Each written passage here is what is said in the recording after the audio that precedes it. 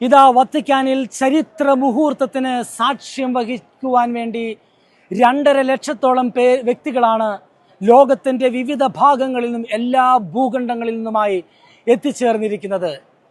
അത് മറ്റൊന്നുമല്ല, ലയോ മാർപ്പാപ്പ 14 മാർപ്പാപ്പ മെയ് 8-ാം തീയതി 2025 മാർപ്പാപ്പയായി തിരഞ്ഞെടുക്കപ്പെട്ടതിന് ശേഷം ആദ്യമായി നടക്കുന്ന കാനോനൈസേഷൻ, വിശുദ്ധനായി പ്രഖ്യാപിക്കുന്ന നാമകരണ നടപടിക്കാണ് വത്തിക്കാൻ സാക്ഷ്യം വഹിക്കാൻ പോകുന്നത്.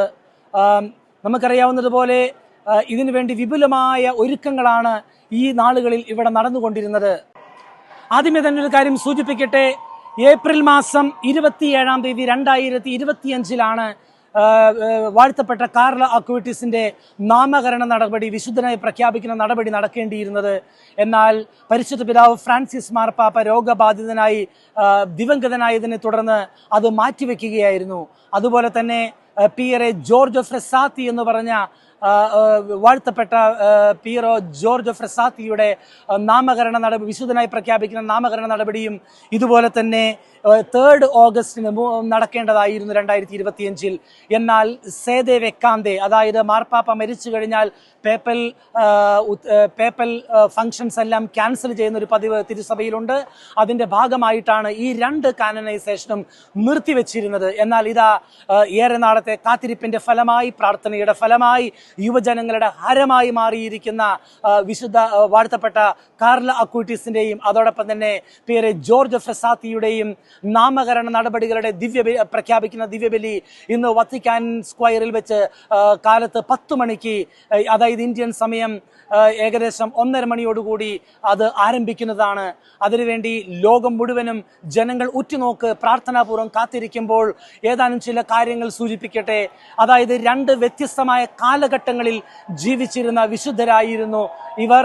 പ്രത്യേകിച്ച് പിയറെ ജോർജോ ഫ്രെസാത്തി 1901 ജനിച്ച് 1925 മരണമടയുന്നത്. ഏകദേശം 24 വയസ്സാണ് ഈ ഭൂമിയിൽ ജീവിച്ചിരുന്നത്.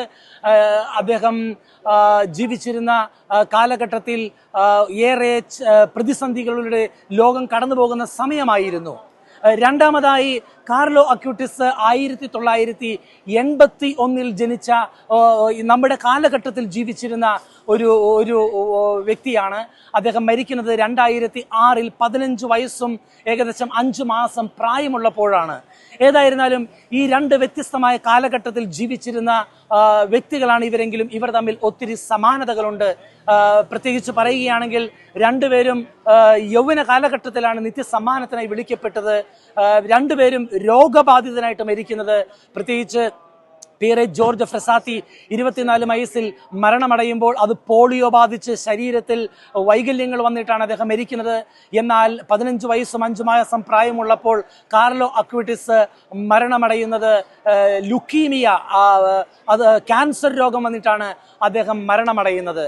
ഏതായിരുന്നാലും 2 വ്യക്തികളെ കുറിച്ചുള്ള പഠനത്തിൽ എനിക്ക് മനസ്സിലായ ഒരു കാര്യം, 2 വാഴ്ത്തപ്പെട്ടവരായ ഈ 2 വ്യക്തികളും വിശുദ്ധരായ നാമകരണ നടപടികളിലേക്ക് പ്രവേശിക്കുമ്പോൾ ഇവരിൽ പൊതുവായി ശ്രദ്ധിച്ച കാര്യം, 2 പേരും പാവങ്ങളോട് ഒരുപാട് സ്നേഹമുള്ള വ്യക്തിയായിരുന്നു, ദിവ്യകാരുണ്യ ഭക്തരായിരുന്നു, പരിശുദ്ധ അമ്മയോട് ഭക്തിയുണ്ടായിരുന്നു. പ്രത്യേകിച്ച് വാഴ്ത്തപ്പെട്ട കാർലോ അക്വിറ്റീസ് തൻ്റെ ജീവിച്ചിരുന്ന ആ ചുറ്റുപാടിലും വന്നിരുന്ന മൈഗ്രൻസിനോട് ഒത്തിരിയേറെ സ്നേഹത്തോടെ ഇടപെടുകയും പെരുമാറുകയും ഷോപ്പിങ്ങിനായി അവരെ സഹായിക്കുകയും ചെയ്ത വ്യക്തിയാണ്.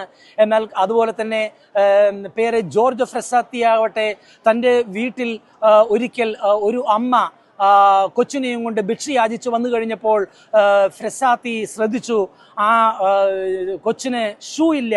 അപ്പോൾ ഈ കുഞ്ഞായിരിക്കുമ്പോൾ തന്നെ ഈ പിയറെ ജോർജോ ഫ്രെസാത്തി തൻ്റെ ഷൂ എടുത്തു കൊണ്ടുവന്ന് ആ അമ്മയ്ക്ക് കൊടുക്കുകയും ആ കുഞ്ഞിന് ധരിപ്പിക്കണമെന്ന് ആവശ്യപ്പെടുകയും ചെയ്തു. ഇങ്ങനെ നോക്കുമ്പോൾ യുവജനങ്ങൾക്ക് അനുകരിക്കാവുന്ന ഒരു മാതൃക തന്നെയാണ് പിയറെ ജോർജോ ഫ്രെസാത്തിയും അതോടൊപ്പം തന്നെ കാർലോ അക്വിറ്റീസും. തീർച്ചയായും കാർലോ അക്വിറ്റീസ് അറിയപ്പെടുന്നത് തൻ്റെ വിശ്വപ്രസിദ്ധമായ ലോകം മുഴുവനുമുള്ള ദിവ്യകാരുണ്യ അത്ഭുതങ്ങളും പരിശുദ്ധ അമ്മയുടെ അത്ഭുത പ്രവൃത്തികളുമൊക്കെ സമാഹരിച്ച് അത് വെബ്സൈറ്റിൽ പ്രസിദ്ധീകരിച്ച് അതിലൂടെ ലോകം മുഴുവനും എവാഞ്ചലൈസേഷൻ നടത്തിയ ഒരു വ്യക്തിയാണ് കാർലോ അക്വിറ്റീസ്. എന്നാൽ പിയറെ ജോർജ് ഫ്രെസാത്തി എന്ന് പറഞ്ഞ വിശുദ്ധൻ താൻ ജീവിച്ചിരുന്ന കാലഘട്ടത്തിൽ ഒരുപാട് ചാരിറ്റി പ്രവർത്തനങ്ങൾ, വിൻസെന്റ് ഇപ്പോൾ സംഘടനയിൽ അംഗമായിരുന്നു കൊണ്ട് തന്നെ ചാരിറ്റി പ്രവർത്തനങ്ങൾ ചെയ്ത് പാവങ്ങളെ സഹായിച്ച വ്യക്തിയായിരുന്നു. വാസ്തവത്തില് പിയറെ ജോർജ് ഫ്രെസാത്തി മരിക്കുന്ന സമയത്ത് കണ്ണ് കണ്ടിട്ടില്ലാത്ത വിധത്തിൽ വലിയ ജനത്തിന്റെ ഒഴുക്ക് തന്നെയായിരുന്നു ആ ഫ്യൂണറൽ പങ്കെടുക്കുവാൻ. അപ്പോഴാണ് ജനങ്ങൾ വന്നത്, അപ്പോഴാണ് അവരുടെ കുടുംബം ഞെട്ടുന്നതും മനസ്സിലാക്കുന്നതും ഇദ്ദേഹം ഇത്രയും വലിയൊരു വ്യക്തിയായിരുന്നു. കാരണം സ്വന്തം കുടുംബത്തിന് പോലും അറിയില്ലായിരുന്നു അദ്ദേഹം ചെയ്ത പുണ്യപ്രവൃത്തികളും അദ്ദേഹത്തിന്റെ വിശുദ്ധിയും അദ്ദേഹത്തിന്റെ സൽപ്രവൃത്തികളുമെല്ലാം. അത് ഏതായിരുന്നാലും തിരുസഭയ്ക്ക് ഇതാ 2 യുവ വിശുദ്ധർ ആവാൻ പോവുകയാണ്. നമുക്ക് നന്ദി പറയാം. കാരണം 2 കാര്യങ്ങളാണ് ഇത് പഠിപ്പിക്കുന്നത്. ഒന്ന്, പ്രായം വിശുദ്ധനാകുന്നതിന് ഒരു തടസ്സമല്ല. 2, രോഗം വിശുദ്ധനാകുന്നതിന് ഒരു തടസ്സമല്ല. 3, നമ്മുടെ ജീവിത സാഹചര്യങ്ങൾ വിശുദ്ധരായി തീരുന്നതിനൊരു തടസ്സമല്ല എന്നാണ് ഈ 2 വിശുദ്ധരും നമുക്ക് പറഞ്ഞു തരുന്നത്. പ്രത്യേകിച്ച് വിശുദ്ധനായി പ്രഖ്യാപിക്കപ്പെടാൻ പോകുന്ന കാർലോ അക്വിറ്റസ് ഒരു ഓർഡിനറി സാധാരണയായ ഒരു സ്റ്റുഡൻ്റ് ആയിരുന്നു. എന്നാൽ തൻ്റെ കഠിനാധ്വാനം കൊണ്ട് ഇടവകയിൽ സഹായിച്ചു കൊണ്ടിരുന്ന ഒരു കമ്പ്യൂട്ടർ എഞ്ചിനീയറിനോട് ചേർന്നിരുന്നു കൊണ്ട് കമ്പ്യൂട്ടർ സയൻസ് സ്വന്തമായി പഠിച്ച് അതിൽ അവഗാഹം നേടുകയും ആ മേഖലയിൽ തൻ്റെ കഴിവ് സുവിശേഷ വേലയ്ക്കായി വേണ്ടി ഉപയോഗിക്കുകയും ചെയ്ത വിശുദ്ധനായി തീരാൻ പോകുന്ന വാഴ്ത്തപ്പെട്ടവനാണ് വിശുദ്ധ കാർലോ അക്വിറ്റിസ്. ഏതായിരുന്നാലും ഇതിനു വേണ്ടി വിപുലമായ ഒരുക്കങ്ങൾ എൻ്റെ പുറകിൽ നിങ്ങൾക്ക് കാണാം. ജനലക്ഷങ്ങളാണ് വത്തിക്കാൻ സ്ക്വയറിൽ തടിച്ചുകൂടിയിരിക്കുന്നത്. എൻ്റെ പുറകിൽ വലിയ ഒരു സെയിന്റ് പീറ്റേഴ്സ് സ്റ്റേഷൻ്റെ അവിടം തൊട്ട് ഇവിടം വരെ വലിയ ജനാവലി തന്നെയുണ്ട്. ഏതായിരുന്നാലും വെളുപ്പിന് 5 മണിക്ക് തന്നെ ജനം ഇവിടെ എത്തിയിട്ടുണ്ടായിരുന്നു. അധികം പേര് ഇവിടെ കിടന്ന് ഉറങ്ങുന്നുണ്ടായിരുന്നു. ഈ വന്നിരിക്കുന്ന ജനം എത്രയും സെക്യൂരിറ്റി ചെക്കിങ്ങെല്ലാം കഴിഞ്ഞിട്ടാണ് ഈ ശുശ്രൂഷയിൽ പങ്കെടുക്കാനായിട്ട് അവർ നടന്നു നീങ്ങുന്നത്. ഭൗതികമായ ഒരുക്കങ്ങളെക്കുറിച്ച് നമ്മൾ അറിവുള്ളവരാകുമ്പോഴും പ്രധാനപ്പെട്ട മറ്റൊരു കാര്യം സൂചിപ്പിക്കുവാനുള്ളത് കാർലോ അക്വിറ്റിസിന്റെയും വാഴ്ത്തപ്പെട്ട പിയറെ ജോർജ് ഫ്രെസാത്തിയുടെയും ഈ നാമകരണ നടപടികൾക്ക് പ്രത്യേകമായിട്ട് കാർമ്മികത്വം വഹിക്കുവാൻ എത്തിയിരിക്കുന്നത് ഏകദേശം 36ഓളം കർദിനാൾമാർ ഇതിൽ പങ്കെടുക്കുന്നുണ്ട്. 270ഓളം ബിഷപ്പുമാര് ഈ ദിവ്യബലിയിൽ പങ്കെടുക്കുന്നുണ്ട്. 212 വൈദികർ ഒഫീഷ്യലായി പ്രത്യേകമായ സ്ഥലങ്ങളിൽ ഇരിപ്പിടങ്ങളിലിരുന്ന് സഹകാർമ്മികരായി പങ്കെടുക്കുമ്പോഴും അതുകൂടാതെ ലോകത്തിന്റെ വിവിധ ഭാഗങ്ങളിൽ നിന്നായി 1700ഓളം വൈദികർ ലോകത്തിന്റെ വിവിധ ഭാഗങ്ങളിൽ നിന്നും സഹകാർമ്മികരായി അവർക്ക് നിശ്ചയിക്കപ്പെട്ടിരിക്കുന്ന വത്തിക്കാൻ സ്ക്വയറിലെ മറ്റൊരു ഭാഗത്തു നിന്നുകൊണ്ട് ഈ ദിവ്യബലിയിൽ പങ്കെടുക്കുന്നതാണ്.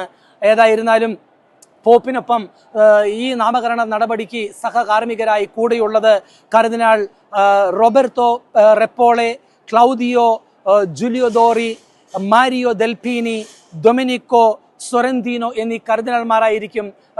ലിറ്റർജിക്കൽ ആരാധനക്രമത്തിൽ ദിവ്യബലി നടക്കുന്ന സമയത്ത് അതിൻ്റെ നാമകരണ നടപടിയുമായി ബന്ധപ്പെട്ട് കൂടെ നിന്ന് സഹകാർമ്മികരായി നിൽക്കുന്ന കർദിനാൾമാർ. ഏതായാലും ഇത് വലിയ ഒരു ചരിത്ര നിമിഷം തന്നെയാണ്. കാരണം ജൂബിലി വർഷത്തിൽ തിരുസഭ ആകുന്ന അമ്മ നമുക്ക് സമ്മാനിക്കുന്ന 2 വിശുദ്ധരായ മക്കളാണ് പിയറെ ജോർജ് ഫ്രെസാത്തിയും കാർലോ അക്വിറ്റിസും. അതോടൊപ്പം തന്നെ ലിയോ 14 മാർപ്പാപ്പയെ തിരഞ്ഞെടുക്കപ്പെട്ടതിന് ശേഷം ആദ്യമായി നടക്കുന്ന നാമകരണ നടപടി കൂടിയാണ് ഇത്. മാത്രമല്ല ഈ ജൂബിലി വർഷത്തിൽ ലോകം മുഴുവനുമുള്ള തീർത്ഥാടകർക്ക് ഒരു അനുഗ്രഹമായി മാറാൻ പോകുന്നു. യുവജനങ്ങളുടെ ഹരമായി മാറിയിരിക്കുന്ന പിയറെ ജോർജ് ഫ്രെസാത്തിയും കാർലോ അക്വിറ്റിസും നമുക്കെല്ലാവർക്കും വേണ്ടി മാധ്യസ്ഥം വഹിച്ച് നമ്മുടെ ആവശ്യങ്ങൾ നടത്തി തരട്ടെ എന്ന് നമുക്ക് പ്രാർത്ഥിക്കാം. വത്തിക്കാൻ സ്ക്വയറിൽ നിന്നും ഗുഡ്നെസ് ടെലിവിഷൻ ചാനലിനു വേണ്ടി European coordinator father Joby Paul.